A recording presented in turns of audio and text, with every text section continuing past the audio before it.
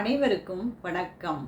நம்ம அடிக்கடி கேள்விப்பட்டிருப்போம், பித்ரு தோஷத்தினால கஷ்டம் வருது, சில பேருக்கு குழந்தைகள் இல்லாமல் இருக்கிறது, எத்தனையோ ப்ராப்ளம் எல்லாம் வருது பித்ரு தோஷத்தினால அப்படின்னு சொல்லிட்டு. இந்த எந்த வகையான பித்ரு தோஷமாக இருந்தாலும் அவை அனைத்தும் போய் நமக்கு வாழ்க்கையில் நல்லது நடக்கணும் அப்படின்னா ஒரு சிறிய எளிய பரிகாரம். இது அமாவாசை என்று செய்யக்கூடியது. அருகே உள்ள சிவன் கோவிலுக்கு சென்று சந்தனத்தை கொடுத்து சந்தன அபிஷேகம் செய்ய வைத்து அதை பார்க்க முதல் நாள்லேருந்தே பித்ரு தோஷமானது படிப்படியாக குறையிறத நம்மளால் பார்க்க முடியும்.